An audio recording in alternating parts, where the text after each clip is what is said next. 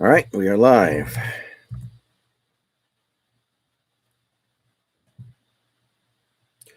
And we have people a little bit of time to gather up, and then we're going to go ahead and get started. This one's going to be pretty quick because I don't think there's going to be a ton of interest in this, and I don't think there's a lot of room for a wide range of beliefs here. I expect most people to be on a similar page, but I thought I'd go ahead and just knock it out of the way now. So I'm going to give people a minute or two, and then we're going to get going. Green Earth, Michael, Ethan. Final position stream. Final position-based stream.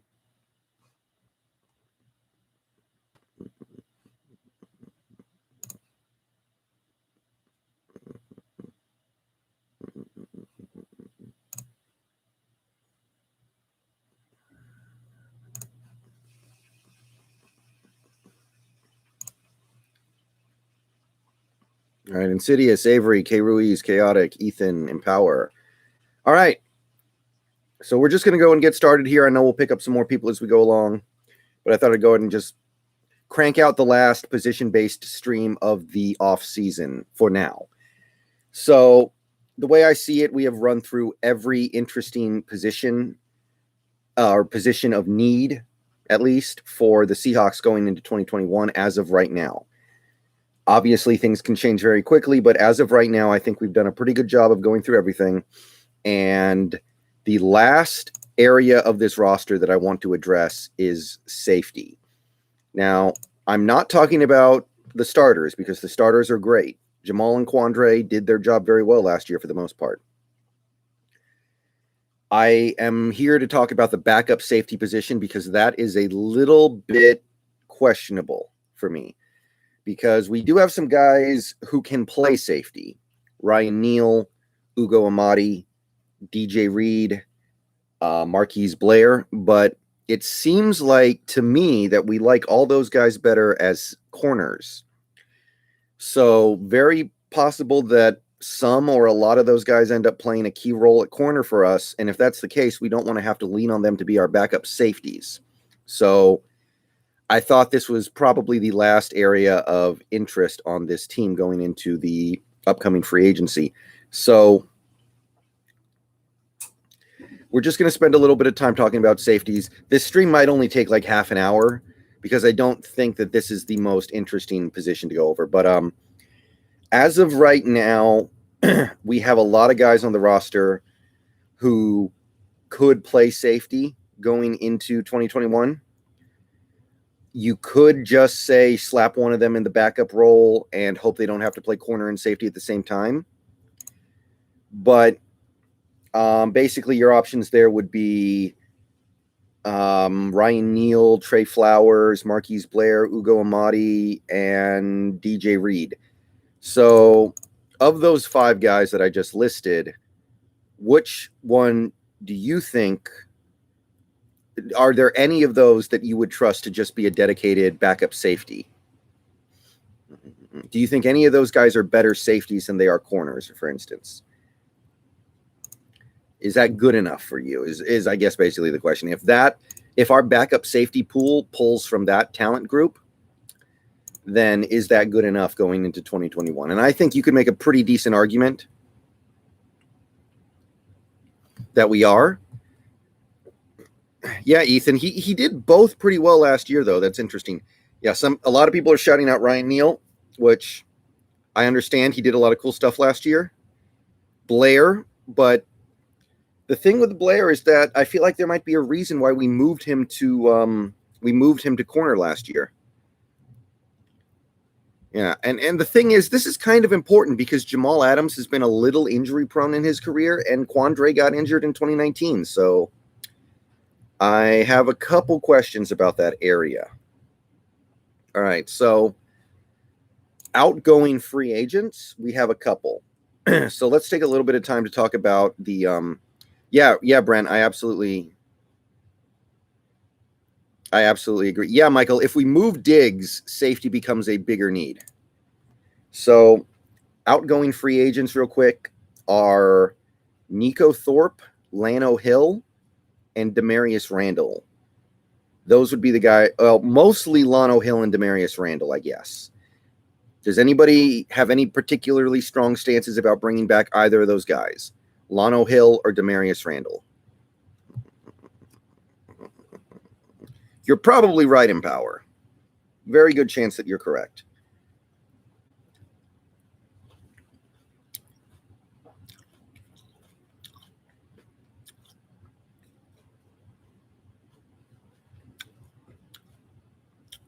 All right, so it doesn't seem like anybody's really that interested in bringing back either of those two guys.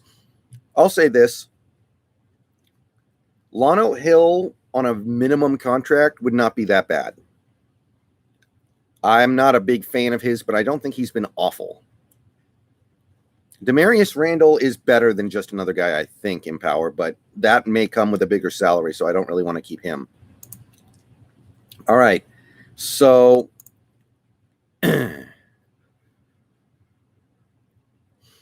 Yeah, Ethan, that I'm kind of thinking about that too. Like maybe we just don't see him as being a good safety in our defense.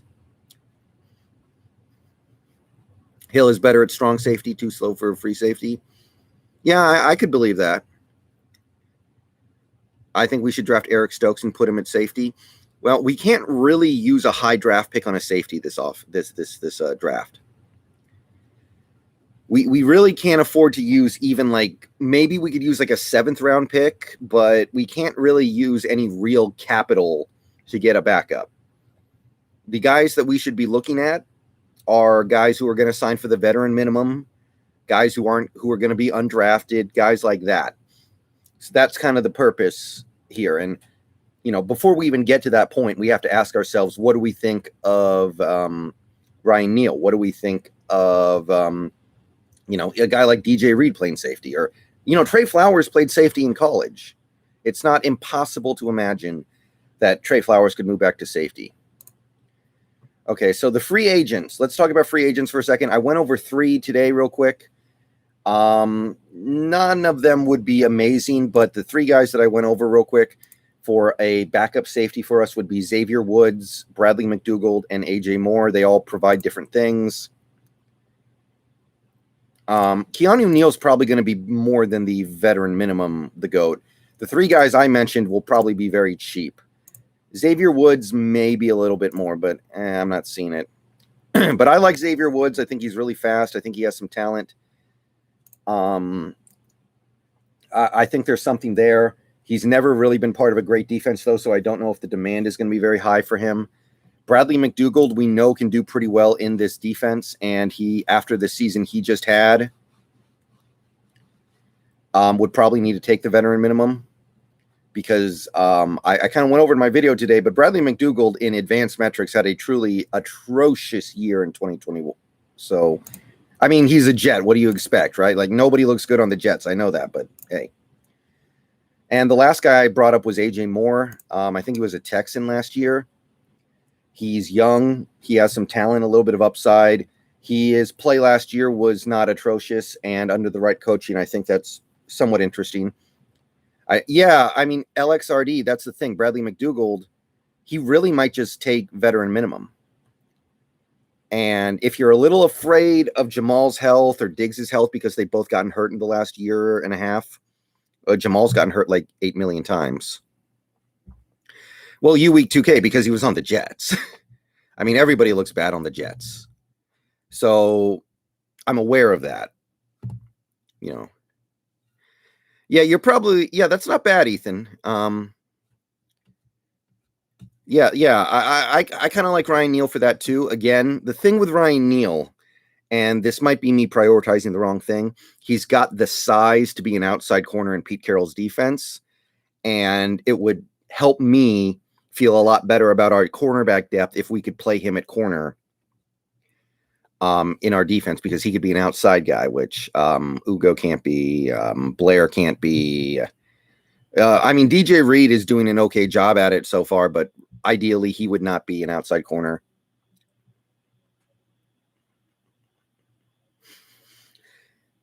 Yeah, that's why of those free agent options, my favorite was Xavier Rhodes. He didn't play terribly in Dallas. And then I decided real quickly to run through some guys you could get in the draft in like the 5th round or later. But again, I really don't want to use a draft pick on a safety this offseason. I don't. That doesn't mean it can be completely ignored, though. I want to maybe try to find one of these guys in UDFA, but I don't want to completely throw off the possibility of using a pick on a safety. I mean, as of right now, the team does not have a need a quarterback, but I actually want us to take a quarterback in the 7th round. My boy from Texas, Sam Ehlinger. I actually want to take that guy in the 7th round. I like him. And I know we don't need a quarterback, but I don't know. I just like him. Yeah, Ugo played a little safety at Oregon.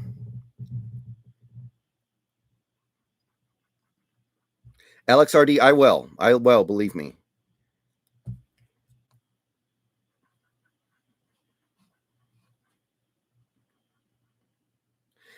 Yeah, I don't know if I would be a very good coach, guys. Coaching's tough. GMing's a little better. You think so, you week 2K? Really? That would kind of make me sad. I like him. I don't know. The Draft Network thinks he's going to be like a 7th rounder. I hope Ellinger's there, but you may be right. He kind of has a big name at this point because he's been around so damn long. But anyway, the guys in the draft that kind of caught my eye were Ardarius White, Reed Blankenship, and Derek Forrest. Reed Blankenship was I think he had like 8 interceptions in his college career, and he's 6'3". It's actually pretty interesting. Neal was cut out of camp as a CB, signed off to PS to play safety, and then played terrific there. Oh yeah, absolutely, Michael. We very, very possibly have our guy with Ryan Neal already, but you kind of want 2 backup safeties. I mean, one of those safeties can be a cornerback most of the time, but you do kind of want to have a little bit of roster balance there. So if Ryan Neal is one backup safety, who's your other backup safety? Is it Ugo? Is it Trey Flowers? Is it DJ Reed?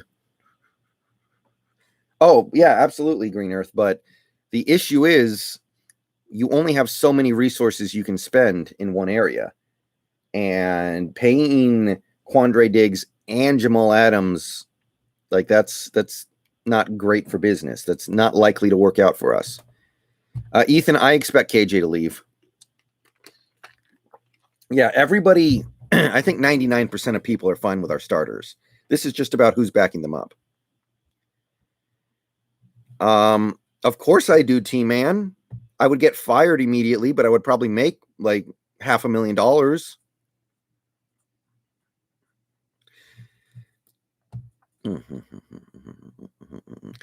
Yeah, you're probably right, you week 2K. The thing is, guys who are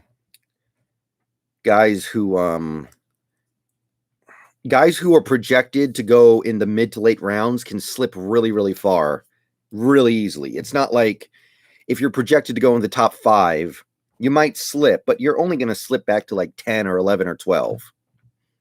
If you're projected to go in the 4th round, you could slip to undrafted, and it's not really that big of a deal. That happens sometimes. I remember thinking Hunter Bryant, the Washington tight end, was going to get drafted in the first 3 rounds last year, and he slipped all the way to undrafted.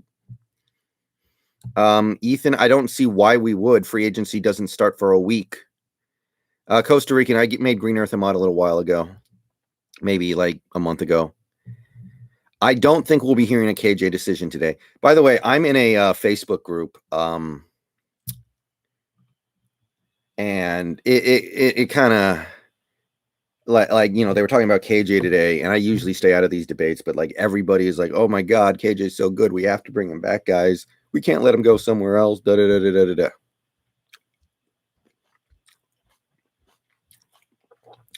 Kind of irritates me. I can't lie.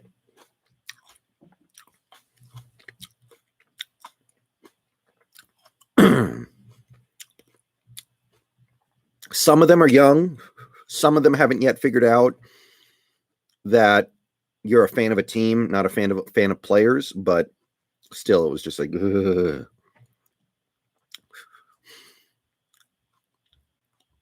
I don't think I would want KJ back if he was willing to play for free.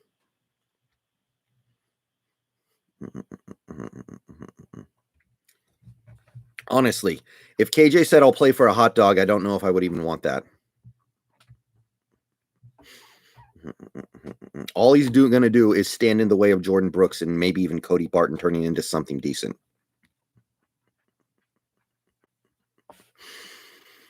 Five QBs taken in the first 15 picks. Let me see. Lawrence, Fields, Lance. Who else is there? Lawrence, Fields, Lance. Shoot. I don't know the QBs as well as I know some of these other positions because I don't think we're going to draft a QB this year. But who are the other guys? Zach Wilson. And crap, who's the other guy? Yeah, I know Zach Wilson. There's one other guy.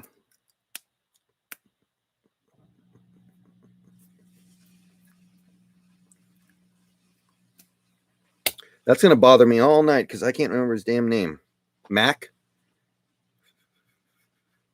Jones? Oh, the Alabama guy.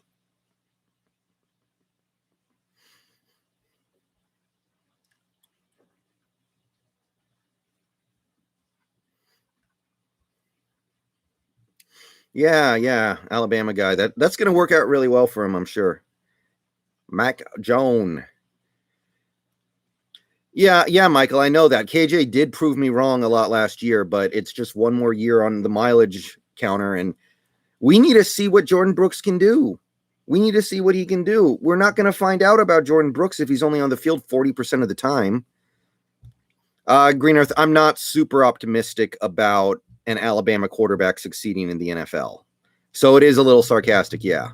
I liked Tua were it not for his injury history, but other than that, whenever I look at these Bama QBs, I'm very dubious.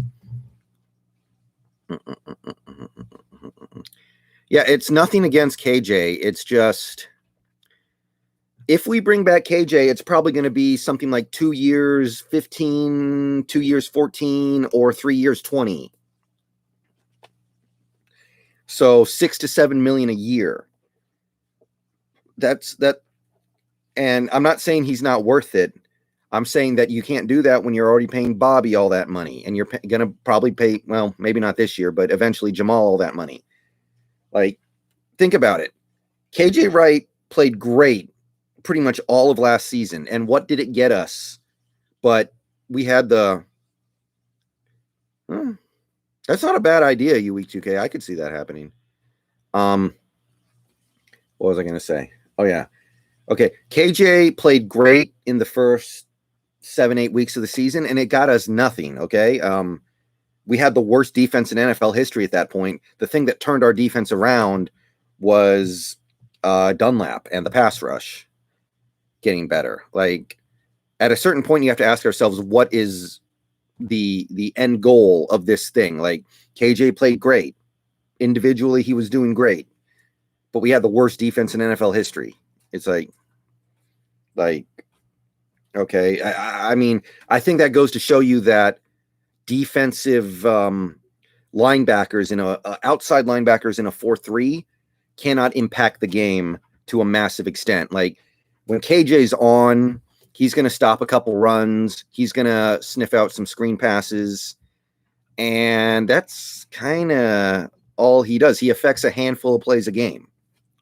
He has a positive effect in, I don't know, maybe 8 to 10 plays a game. And for the other 40, he's kind of out of the picture. He's not great at covering elite tight ends, Brent. He's okay. Honestly, in 2019, I thought he was pretty awful. In 2020, he got a little better, but right. Yeah, Green Earth. Yeah. I mean, a guy like a Jamal Adams, because he's everywhere, can affect way more plays than just 8 to 10 a game. Guys like Bobby Wagner, when they're on, can affect pretty much every single run play. And I don't know if Bobby's ever going to be on again, but when he was on, he could affect half the plays. Yeah, we did not use our franchise tag. I don't think we ever considered it. Like, I guess you could make the argument to franchise Carson if you wanted to keep him, but I don't think we do because he doesn't fit. And Shaq, I don't know. I don't know what to think about Shaq anymore. Oh, yeah, Brent. He's been good at that stuff before. I agree. Okay, so anyway, I don't really have too much to say about drafting or finding safeties in UDFA. I don't. Reed Blankenship is the guy that kind of caught my eye. He's a bigger safety who had 8 picks in his career, which is pretty good, especially because I think he had 0 his last year because he didn't play that much. But if he could fall to like undrafted or the 7th round, that would be something I would kind of be interested in. Yeah, U-Week 2K gets it. Like, honestly, it's already kind of bad that our linebacker core involves Bobby's massive contract, KJ's big contract, Brooks's 1st round pick, Cody's 3rd round pick, and BBK's 4th round pick.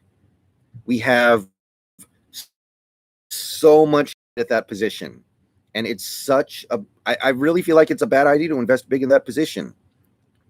There are other positions that matter more on defense. It's like, and I want to say, sometimes this works out for you. The rest of the NFL is zigging. They're prioritizing pass rush and corners. And we were trying to prioritize linebacker. And sometimes it's good to zig when everyone else zags. But I think there's a reason why everyone else is zigging. I think it's clearly a better strategy.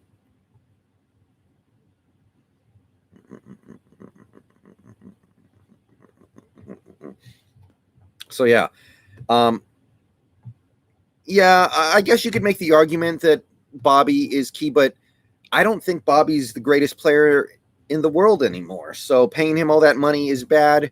It might be acceptable if he was still the best middle linebacker in the league, but I don't believe he is anymore. I think that his last 2 years in coverage have been pretty bad. He's missed over 20 tackles over the last 2 seasons, which is really not okay given the kind of player that he is. For reference, in 2018, he missed 1 tackle. 2018, he missed 1 tackle. In 2019 and 2020 combined, he missed over 20. He's not forcing turnovers anymore. Last year, he had 1 turnover. And it was falling on a fumble. It's, yeah. Okay, so we got a few minutes left in this stream. I'm going to go ahead and let it run to like 30 minutes because I've already kind of exhausted everything I want to say. For my part, I would, if I had to call out one specific name,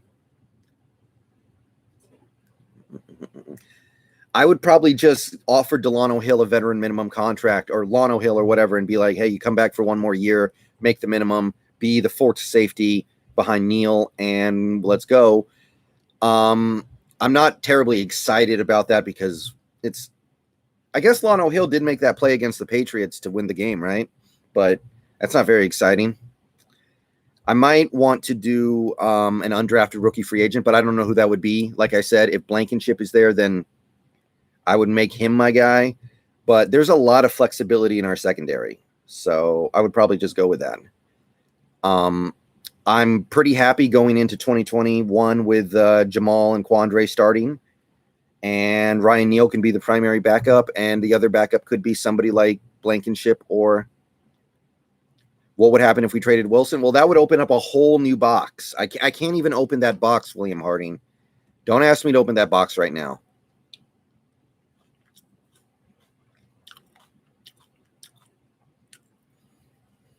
Well, Ethan, we didn't release them. We just allowed them to go to free agency. But yeah. Honestly, at this point, if we re-sign Carson for even cheap, I would kind of be pissed. I truly don't think he fits our new offense. I truly don't think Carson fits. I don't know what he would do in the Shane Waldron offense. Be a goal line back. And we don't need to pay $5 million to a goal line back. We can get one for $1.5 million.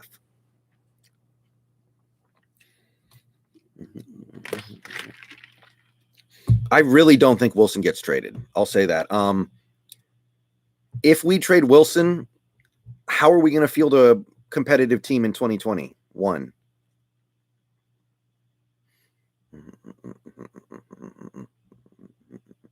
And we have to. We can't tank. We don't have our first round pick. So do whatever you have to do to make Wilson feel a little bit better. Oh, Aaron, that's hard for me to know. Like, we don't know what the team is thinking. And we shouldn't know. They should be keeping things private. Well, yeah, Ethan, it's not even about a stud. We could use a stud running back, but we would need a running back who's a stud in the right areas. Like Chris Carson is a power back. We need a back who can run to the outside.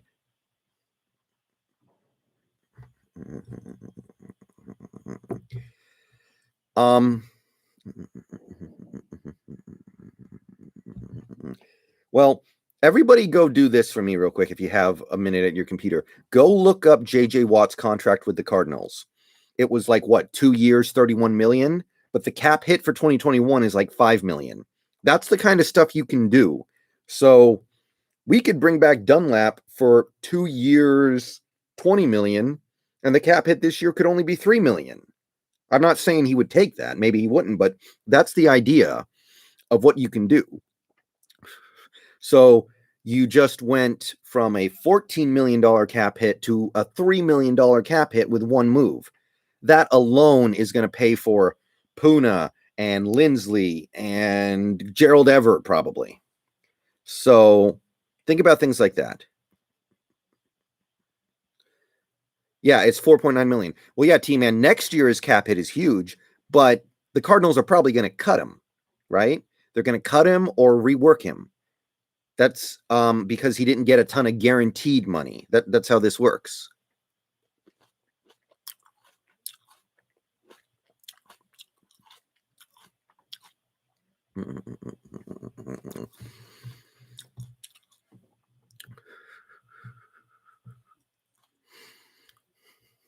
Well, Puna is restricted. He's going to be, if we tag him, it's going to be 1 year, $4 million.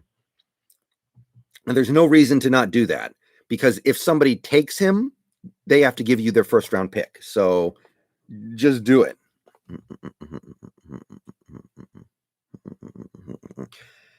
Yeah, I'm not the biggest Russell Wilson fan right now. I have to admit he's done some things to irritate me, but I don't see how it's good for us to trade him right now. There's way too many issues with that.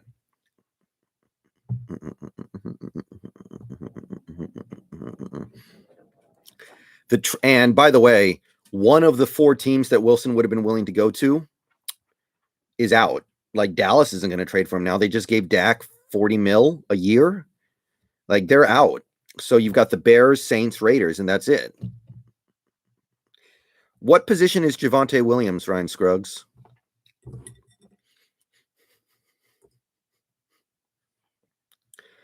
Yeah. I think the only logical move is to see what's up next year. Next year, trading him becomes a little more palatable.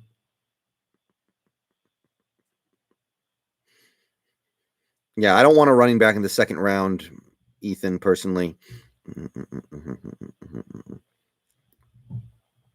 All right. Okay. So I think that's really all that can be said about this. Well, maybe you're right, Michael, but I don't know why you would release the list if it's not a valid list. I don't know. It's just a lot. It's just a lot to imagine.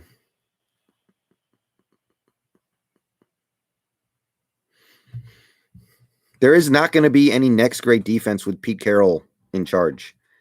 His defensive scheme has been too figured out. No, Austin, at this point, we're just kind of shooting the shit until time runs out. So time's about to run out. I just wanted to really quickly talk about safety. There's obviously not a lot of interest in adding to our safety position this offseason with good reason. I personally would consider bringing back Delano Hill on the veteran minimum. And I would just stand pat. I wouldn't draft a safety. I wouldn't sign any other safety.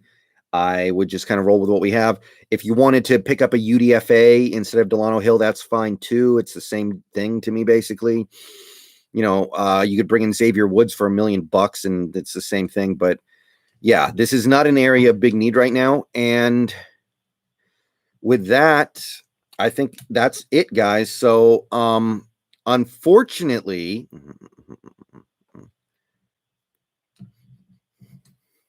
my room is not going to be ready for a little while at this point. And honestly, I don't think it's going to be ready for at least another week and a half.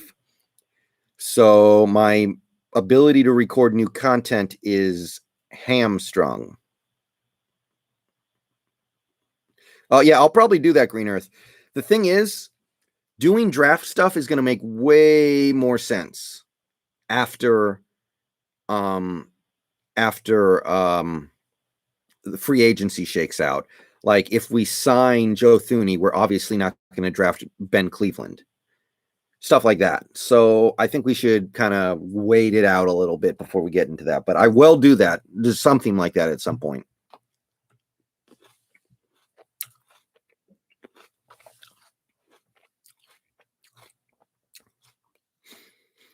Nothing, Ryan. He just tore his ACL and he played like for 3 seconds last year. We're not getting anything for Penny. You might get a penny.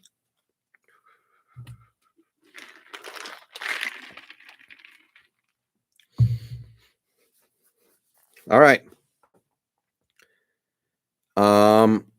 Yeah, I can't do a call on stream right now. I'm not doing it in this storage room.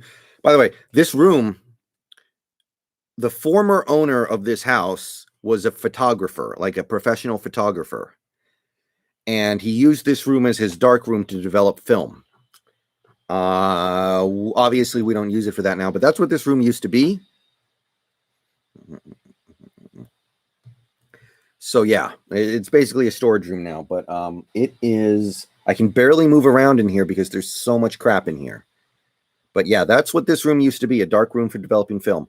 But yeah, so if something happens, I'll make a video. If I think there's something worth talking about, I'll stream. But I'm going to have to delay my final thoughts a little bit.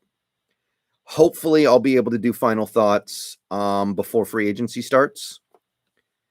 And that's really all I can say about it right now. There's a very good chance that I end up having to do my final thoughts videos on my laptop, which is not ideal, but I'll do my best to make it work. All right. So that takes us home. We may have more needs we may want to consider addressing. Technically, we could use a backup quarterback, but I don't think that's really worth spending time talking about. If your backup QB plays, you're already kind of screwed.